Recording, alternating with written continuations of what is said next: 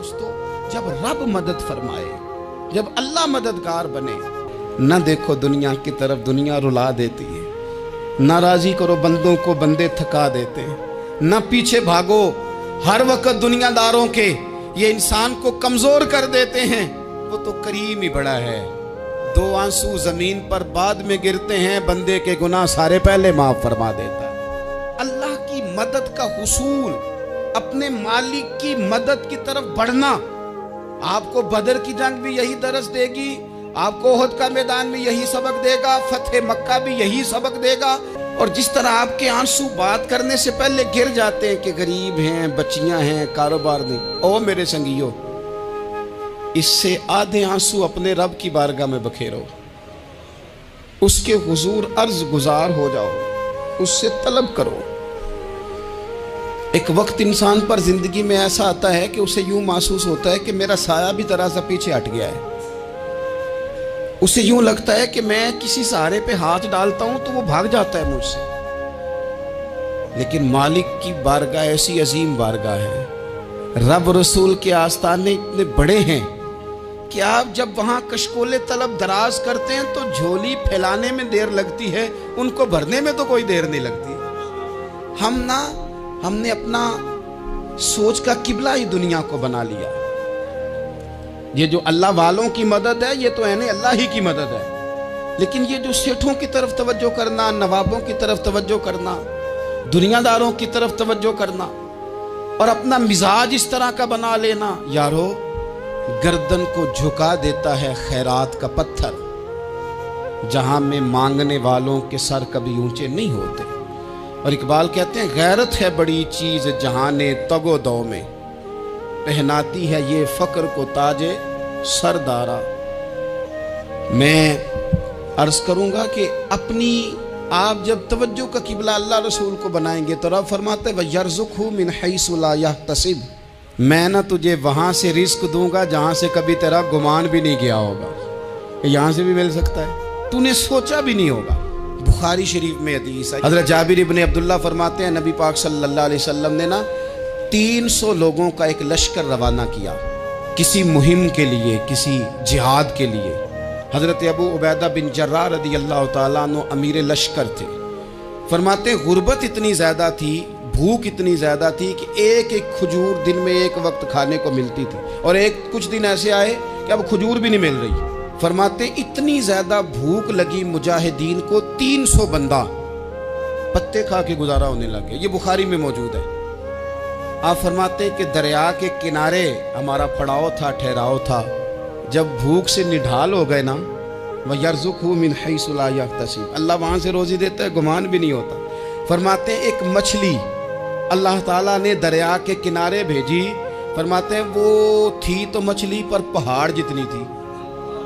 बुखारी में लफ्ज हैं, हज़रत जाबिर इब्न अब्दुल्लाह रदी अल्लाह ताला अन्हु फरमाते हैं 300 आदमी 18 दिन तक उस मछली को खाते रहे, मछली खत्म ही नहीं हुई।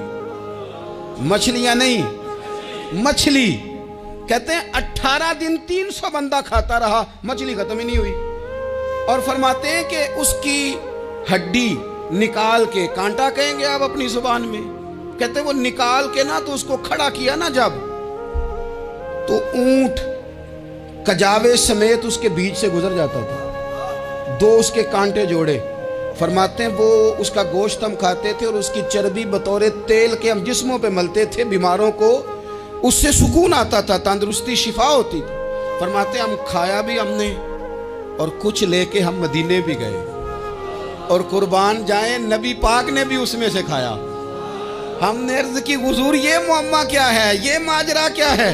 तो महबूब ने फरमाया तुम्हारे पास ग़िज़ा नहीं थी, रब ने तुम्हारे लिए बंदोबस्त किया है, अल्लाह ने तुम्हें दिया है। मकान शुरू कर लिया, एक साहब ने मकान बनाने लगे, आप वो हिसाब लगा रहे हैं। कहते हैं मेरे पास इतने पैसे हैं, इतने मैंने फलाने दोस्त से कहना है उसने दे देने, इतने फलाने रिश्तेदार से कहना है उसने दे देने, इतने फलाने से कहना है उसने दे देने।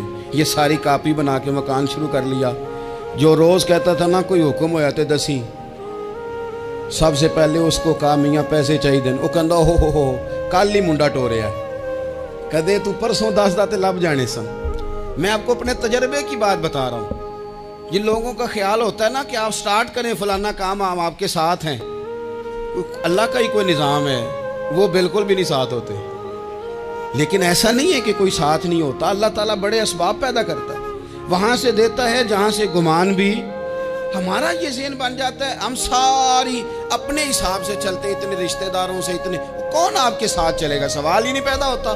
یہ سارے کام چھوڑ کے سب سے پہلے دو رکعتیں پڑھو، اپنے رب کی بارگاہ میں، رسول کائنات کی بارگاہ میں گزارشات اور استغاثے پیش کرو، وہاں سے خیر طلب کرو۔ دنیا دار کیا دیں گے؟ کیا دے سکتے ہیں؟ کیا حیثیت ہوتی ہے کسی؟ اللہ کہتا ہے وہاں سے دوں گا۔ تو جو اللہ مال دے وہ لینا چاہیے کہ رشتہ داروں کا مال دیکھنا چاہیے؟ جو اللہ دے وہ لینا چاہیے کہ سیٹھوں نوابوں کی جیبیں دیکھنی چاہیے؟ جو اللہ دے وہ قبول کرنا چاہیے یا دیکھنا چاہیے کون سا آدمی کہاں پہنچ گیا؟ چھوڑو، اپنی مٹی پہ چلنے کا سلیقہ سیکھو۔ کسی کے سنگ مرمر پہ چلو گے تو پھسل جاؤ گے۔ انسان زندگی میں جب جدوجہد کرتا ہے، کوشش کرتا ہے، وہ بہت سارے دنیاوی اسباب اختیار کرتا ہے، جتنی عقل اللہ نے دی ہوتی ہے اس عقل کا بھی وہ استعمال کرتا ہے، کوشش کرتا ہے کہ کچھ اچیو کر سکے زندگی میں، کچھ مقاصد کا حصول اسے میسر آئے۔ عزیز بھائیوں، ایک بات اپنے ذہن میں اچھی طرح بٹھا لیں اور لکھ لیں کہ زندگی میں جو کسی بندے کو کامیابی حاصل ہوتی ہے وہ رب تعالیٰ کی مدد سے حاصل ہوتی ہے۔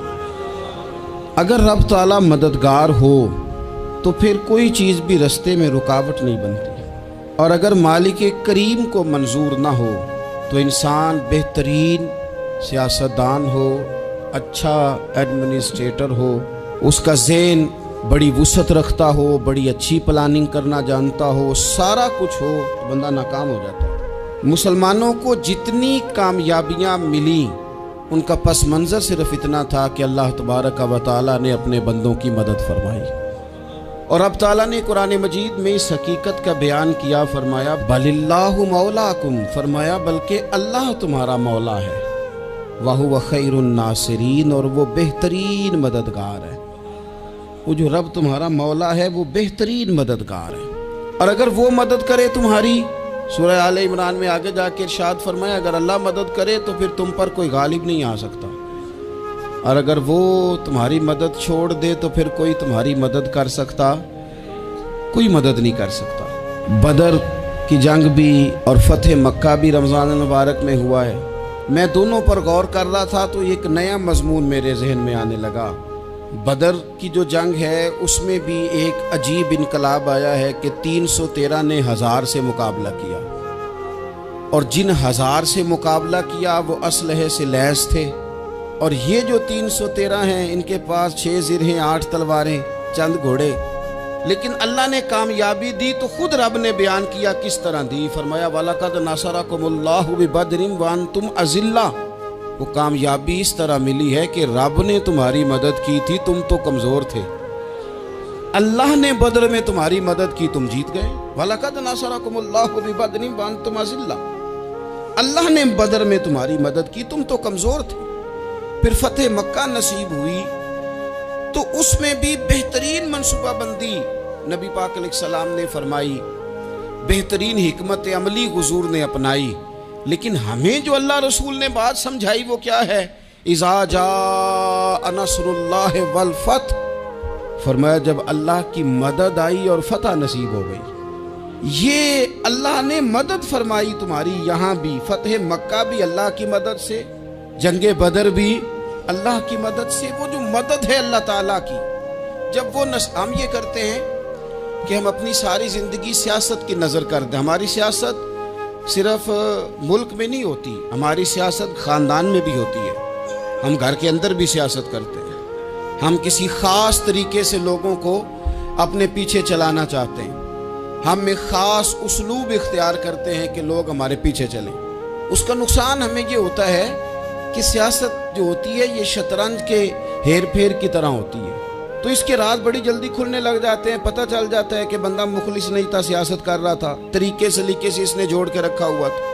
ہم ہر جگہ سیاست کے بل بوتے پر چیزوں کو لے کے چلنا چاہتے ہیں، سیاستیں ناکام ہو جاتی ہیں، سیانے لوگ فیل ہو جاتے ہیں، बचता सिर्फ वही है जिसके पीछे रब ताला की मदद शामिल हाल होती है।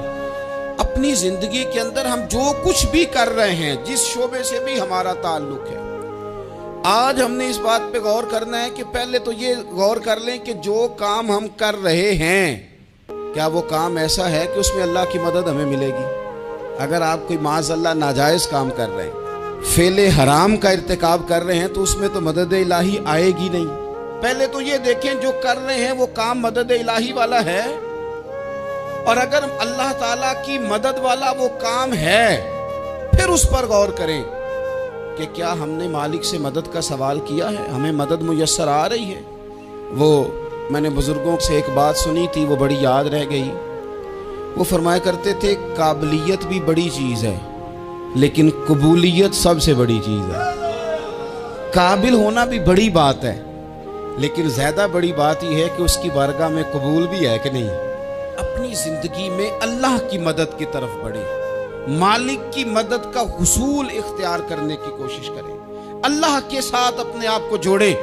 अगर अल्लाह की मदद नसीब हो, ये जो हम जितना डरते रहते हैं, सहमे रहते हैं, परेशान रहते हैं, कोई क्या कर देगा।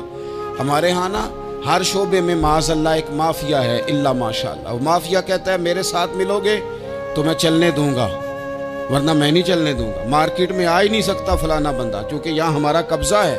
और मेरे भाई, फिर बहुत सारे लोग जिनकी नीयतें और इरादे बड़े अच्छे होते हैं शुरू में, वो भी उस माफिया का शिकार हो जाते हैं और उनके रंग में रंग जाते हैं। याद रखना, किसी शख्स की ब्लैकमेलिंग का कभी शिकार ना होना, कभी किसी की मीठी और मुसज्जा मुकफ़ा बातों का शिकार ना होना। कोई क्या कर सकता है अगर अल्लाह मददगार हो तो। जिसको रब करीम उठाना चाहे उसे कोई गिरा सकता है। हम ये डरे डरे सहमे परेशान फैसला करने की ताकत नहीं, मुझे चलना चाहिए कि नहीं, उठना चाहिए कि नहीं, करना चाहिए। उठ बांध कमर क्यों डरता है, फिर देख खुदा क्या करता है।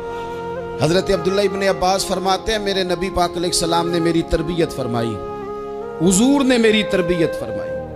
और महबूब पाक अलैहिस्सलाम ने फरमाया, अब्दुल्ला याद रखना, ये नौजवान दोस्त मेरी बात लिख लें, परेशान लोग मेरी बात लिख लें, जिनके पास कुव्वत फैसला नहीं वो इस बात को लिख लें। हज़रत अब्दुल्ला इब्न अब्बास फरमाते हैं, मेरे नबी पाक अलैहिस्सलाम ने मुझसे फरमाया था, अब्दुल्ला सुन, अगर सारी दुनिया मिल के तेरा कोई नफ़ा करना चाहे, कर नहीं सकती जब तक मेरे रब की रज़ा ना हो। और फरमाया सारी दुनिया मिल के तेरा कुछ बिगाड़ना चाहे तो अब्दुल्ला बिगाड़ नहीं सकती जब तक रब करीम की हिकमत का तकाजा ना हो। लोगों से डरना, लोगों की तरफ देखना, माहौल देख के अपने राह का तायुन करना, हर बंदे के ख्यालात के मुताबिक ढलने की कोशिश करना, फलाना ना नाराज हो जाए, फलाना ना नाराज हो जाए, वो जिसने होना हो जाए, बस रब रसूल नाराज ना हो। अपनी जिंदगी में अपने मालिक को मौला जान के, बलिल्लाहु मौलाकुम, अल्लाह तुम्हारा मौला है, वहुव खैरुन नासिरीन, वो बेहतरीन मददगार है। तवज्जो जब भी करें रब की जानिब करें, अपने दिल का किबला दुरुस्त रखें, सोचों के जाविये सीधे रखें। मेरे भाई, मालिक जब बंदोबस्त कर देना, जब मालिक बंदोबस्त करते हैं, फिर ऐसा बंदोबस्त करता है कि लोगों के पास ना चारा नहीं रहता। हज़रत मरियम रज़ियल्लाहु ताला अन्हा पाकबाज थी, मस्जिद में रही थी, पर मालिक की हिकमत के तकाजे बड़े अजीब है ना। फिर जनाब मरियम को अल्लाह ताला ने बगैर शौहर की औलाद अता कर दी। ये बात ही ऐसी थी। ओ किसी ने कहा था कि मखलूक तो फनकार है इस दर्जा के पल भर में, संगे दरे काबा से भी असनाम तराशे, तुम कौन हो क्या चीज़ है दागे कबाबी। लोगों ने तो मरियम पे भी इल्ज़ाम तराशे। तो लोगों ने कहा किधर से ले आई बच्चा, तेरा बाप तो ऐसा नहीं था, कहां से ले आई। अल्लाह करे मैं आपको समझा सकूं, जरा अपने आप को वहां खड़ा करें कि एक पाक बाज औरत, पाक बाप की बेटी, तैयब माँ की बेटी और अल्लाह के घर में परवरिश पाने वाली खातून, एक वो वक्त और एक ये वक्त कि उस औरत को कटहरे में खड़ा करके पूछा जा रहा है कि माज़अल्लाह तेरी गोद में बच्चा जायज नहीं है, कहां से लाई है। अब खुद से सफाइयां बंदा कितनी को दे, कितनी को वजाहतें करे। اور میں نے تو اپنی زندگی میں دیکھا ہے زیادہ وضاحت دینے والے کو بھی لوگ جھوٹا سمجھنے لگ جاتے ہیں. زیادہ وضاحت دینے پر بھی لوگ کمزوری کا اظہار سمجھتے ہیں کہ کمزور پڑ گیا. آپ صلح کی کوشش کرتے ہیں، سامنے والا بزدل سمجھ لیتا ہے. زیادہ وضاحتیں بھی کمزور کر دیتی ہیں. اب حضرت مریم کو کٹہرے میں کھڑا کر کے کہا بچہ کس کا ہے؟ تو پھر خدا بندوبست جب کرے، اللہ جب مددگار ہو، تو پھر حضرت مریم کی گواہی درختوں سے نہیں دلوائی، اس نے پتوں سے نہیں دلوائی، پھر فرشتے نہیں بھیجے. حضرت مریم کہنے لگی مجھ سے نہ پوچھو، وہ جو پنگوڑے میں ہے اسی سے پوچھ لو. ان سے پوچھو نا وہ کون ہے، پوچھ لو ان سے، کر لو سوال. انہوں نے کہا پنگوڑے میں چند دنوں کا بچہ یہ جواب دے گا؟ مددگار تھا رب. ان کی برات کا اعلان کرنا تھا مالک نے، اور جب مالک اعلان کر دے، جب مالک تیری صفائی دینا چاہے، جب مالک تجھے دنیا کے سامنے نکھارنا چاہے، تو پنگوڑے میں لیٹے حضرت عیسیٰ بول کے کہنے لگے انی عبداللہ آتانی الکتاب. فرمایا میں اللہ کا بندہ ہوں، رب نے مجھے کتاب عطا کر کے نبی بنا کے دنیا میں بھیجا ہے. میں اللہ کا بندہ ہوں، کتاب لے کے آیا ہوں، نبی بن کے آیا ہوں. پھر پنگوڑے سے اعلان ہو گیا، پھر بچہ بول پڑا. اور یہ ایک دفعہ نہیں بات ہوئی، یہ بنی اسرائیل میں ایک جریج نام کے شخص بھی تھے جو نماز پڑھ رہے تھے. بعض نے لکھا ہے نفل نماز تھی. اماں نے پکارا تو آئے نہیں، تو ماں کے منہ سے نکل گیا تو اتنی دیر تک مرے گا نہیں جب تک کسی بے حیا عورت کا منہ نہ دیکھ لے. تو وہ عبادت گزار تھے، لیکن لوگوں نے ان کی عبادت، ریاضت، پرہیزگاری کو نہیں دیکھا. بس ایک عورت کو بھیج کے الزام لگوا دیا. وہ عورت آیا جایا کرتی تھی، اب آ جاتی ہیں عورتیں، مسئلہ پوچھنے کی نیت سے بھی آ جاتی ہیں. ماحول میں کچھ جگہ ایسی بھی ہیں جہاں عورتیں دم کرانے کے بہانے آ جاتی ہیں. وہ خاتون آتی جاتی تھی اس خانقاہ پہ، آستانے پہ، یہ بخاری میں موجود ہے. پھر اس نے کہا میری گود میں جو بچہ ہے یہ انہی کا ہے. مجھے بتائیں کیسے بندہ وضاحت دے؟ حالات خراب ہو گئے، لوگ کٹیا جلانے لگے، ماحول اور طرح کا بن گیا. میرے نبی پاک علیہ الصلوۃ والسلام فرماتے ہیں پھر اس رب کے بندے نے کہا مالک تو کریم ہے، تیری مشیت کا تقاضا آیا جو میری ماں نے جملے بولے تھے، پر اب میں وضاحت دینے کے قابل نہیں رہا، اب تو ہی کرم کرے گا تو دروازہ کھلے گا. تو وہ چند دنوں کا بچہ پنگوڑے میں بول کے کہنے لگا میں اس درویش کا نہیں، میں تو فلانے چرواہے کا بچہ ہوں، وہ جو بکریاں چراتا ہے. رب کی مدد کو پکاریں، اپنے ساتھ اپنے مالک کی مدد کو شامل کریں، تھوڑے رزق پر بھی گزارا اچھا ہونے لگ جائے گا. سارے لوگ آپ کو گرانے کی تدبیریں کر رہے ہوں گے اور مالک آپ کو عزتیں عطا فرما دے گا. اس کی بارگاہ سے حکمت کا تقاضا اور ہو جائے گا. ہم نے ساری زندگی لوگوں کو راضی کرنے میں گزار دی، ساری زندگی بڑھاپا آ گیا بچوں کو پالتے، اور بچوں نے آخری عمر میں کہہ دیا ابا اگر کوئی ڈھب کا کام کر لیتے تو آج ہمارے دن بھی پھر نہ جاتے. ساری زندگی گزار دی بہن بھائیوں کو راضی کرنے میں، ساری زندگی گزار دی ذمہ داریاں اٹھانے میں. ان کو 99 دفعہ دیا، ایک دفعہ نہیں دیا تو انہوں نے کہہ دیا تو نے تو کبھی دیا ہی نہیں، تو تھا ہی نہیں. ساری زندگی محلے داروں، علاقے والوں کو راضی کرنے میں گزار دی. اور میں نے ایسے لوگ بھی دیکھے دین کے لیے وقت گزارا، لیکن جب بڑھاپے میں دانت کام نہ کرتے تھے تو وقت کے مفتیوں کو بھی مسجدوں کی کمیٹیوں نے کہہ دیا اب آپ کی سمجھ نہیں آتی، ہم نے خطیب کو یور رکھنا ہے،